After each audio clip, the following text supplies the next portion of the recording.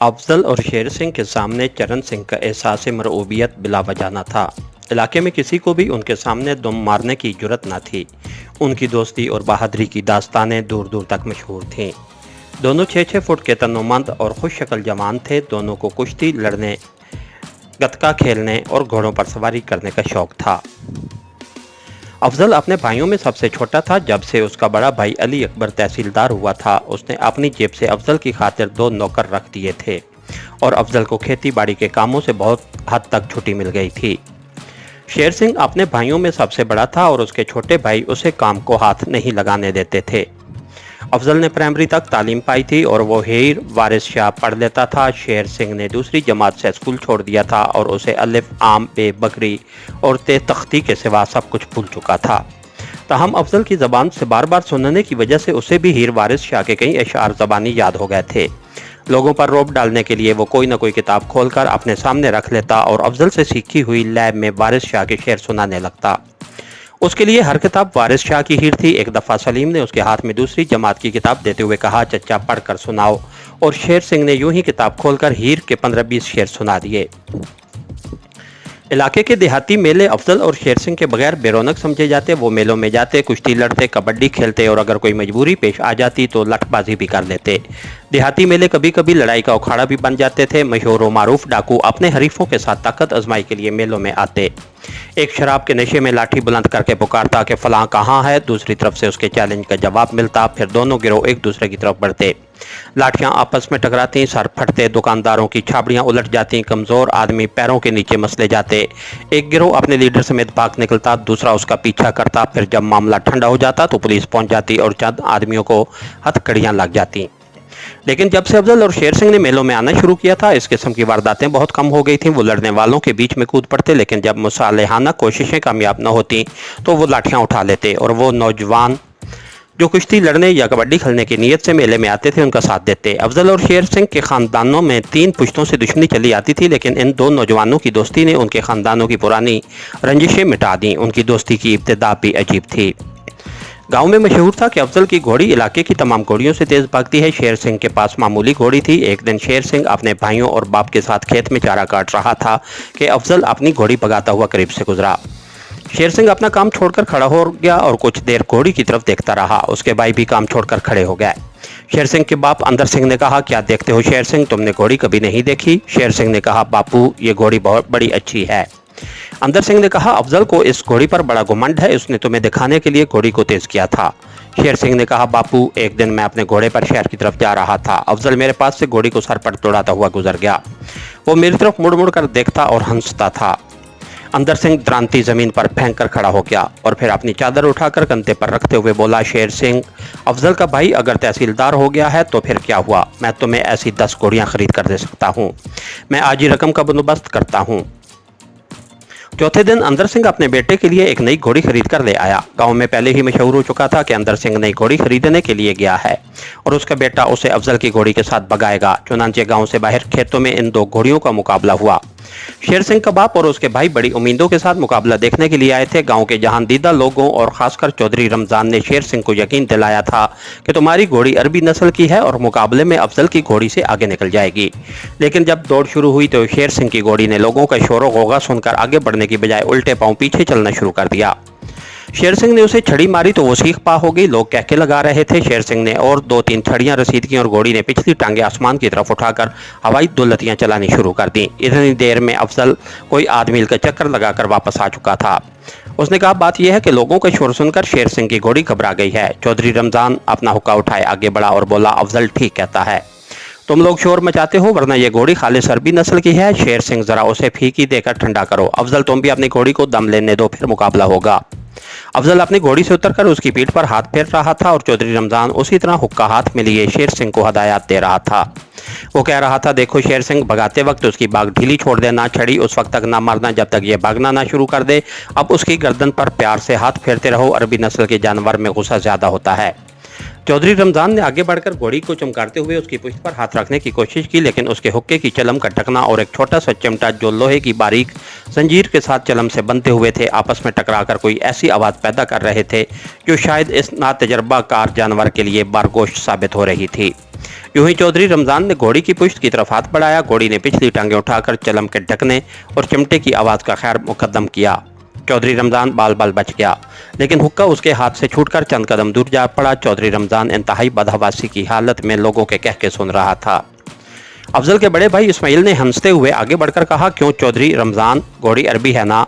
शेर सिंह के बाप की कुव्वत बर्दाश्त जवाब दे चुकी थी। उसने गुस्से से कांपते हुए भागकर यके बाद दीगरे 2-3 लाठियां घोड़ी की टांगों पर रसीद कर दी और घोड़ी उछलने कूदने और सीख पाने के बाद एक तरफ भाग निकली। अफजल जल्दी से अपनी घोड़ी पर सवार होकर उसके पीछे हो लिया, लेकिन कोई 300 गज भागने के बाद शेर सिंह की घोड़ी अचानक खड़ी हो गई और जब अफजल की घोड़ी करीब पहुंची तो उसने उसकी तरफ 2 लत्तियां उठा ली।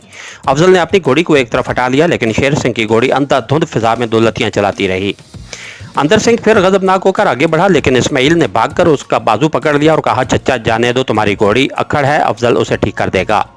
अंदर सिंह ने झटके के साथ अपना बाजू छुड़ाते हुए कहा, अगर अफजल घोड़े की सवारी जानता है तो मेरे बेटे ने गंते पर सवारी नहीं की, मैं उसे दूसरी घोड़ी ला कर दूंगा, फिर देखूंगा शेर सिंह से कौन जीतता है।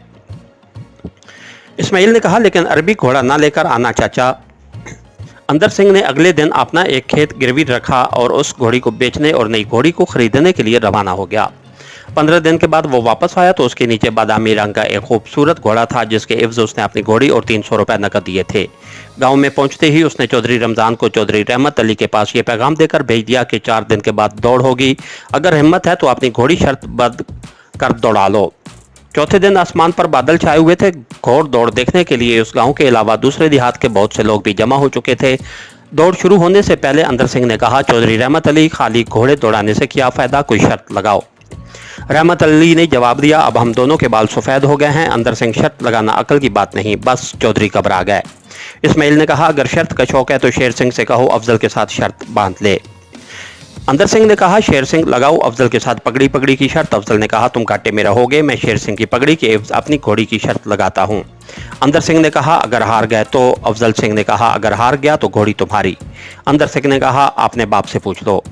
रहमत अली ने कहा, मुझसे पूछने की क्या जरूरत है, ये घोड़ी अफजल की है, उसे उसके भाई ने लेकर दी है, हार जाएगा तो और ले देगा।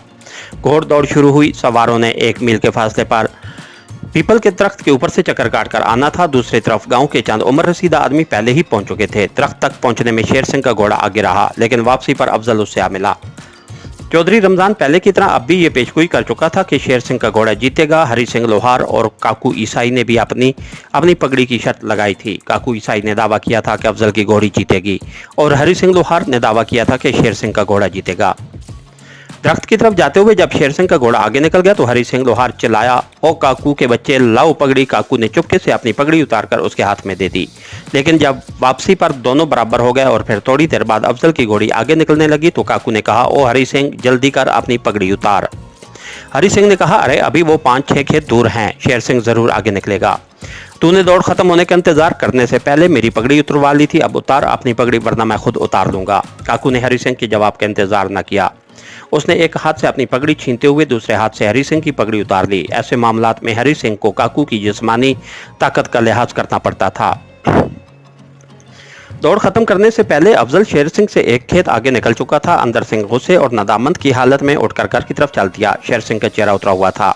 उसने अफजल के करीब पहुंचकर अपना घोड़ा रोका और अपनी पगड़ी उतारने के लिए सर की तरफ हाथ बढ़ाया, लेकिन अफजल ने कहा, शेर सिंह, अपनी पगड़ी अपने सर पर रहने दो, किसी की पगड़ी उतरवाना बहादुरों का काम नहीं।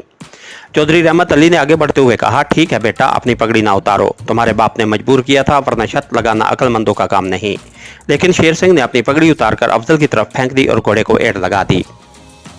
इस्माइल ने आगे बढ़कर चौधरी रमजान की चलम उतारी और उसे इत्मीनान से जमीन पर रखकर लाठी उठाते हुए कहा, चौधरी रमजान, मैंने अपने दिल में एक शर्त लगाई थी और वो ये कि अगर शेर सिंह का घोड़ा आगे निकल गया तो मैं तुम्हारा हुक्का तोड़ डालूंगा, और अगर हमारी घोड़ी आगे निकल गई तो सिर्फ तुम्हारे हिस्से की चलम तोड़ूंगा। खुदा का शुक्र करो, तुम बड़े नुकसान से बच गए हो।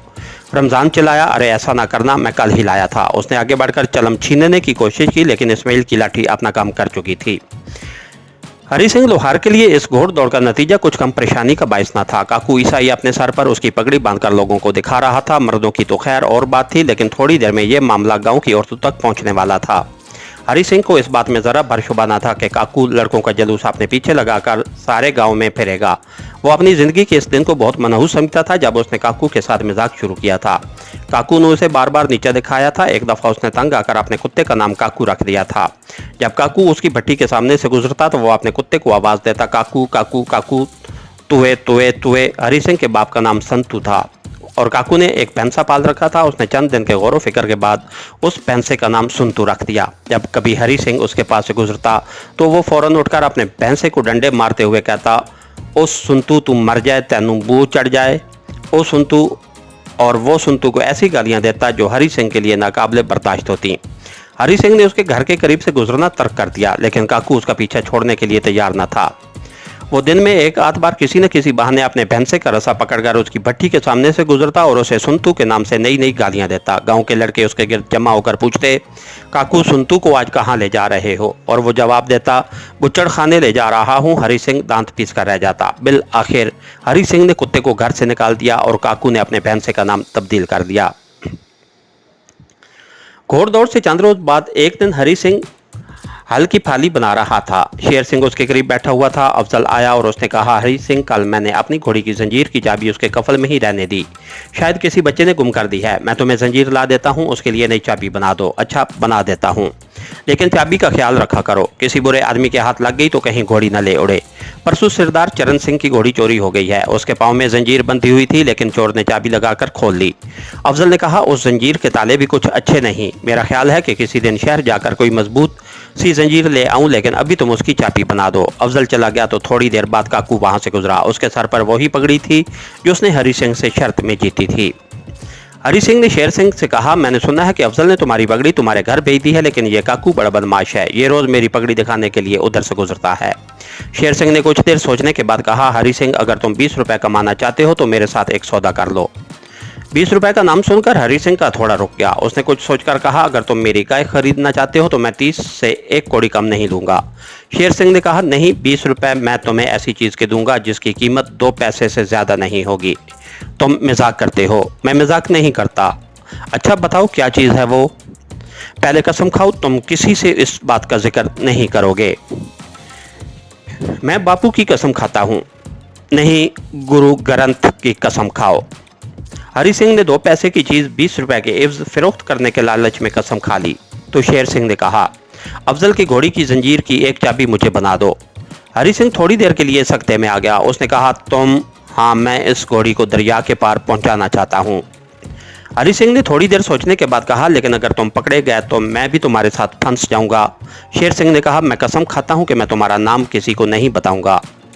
हरी सिंह ने कहा, चोरी पाप है, तुम्हें उससे क्या, तुम मुझे चाबी बना दो।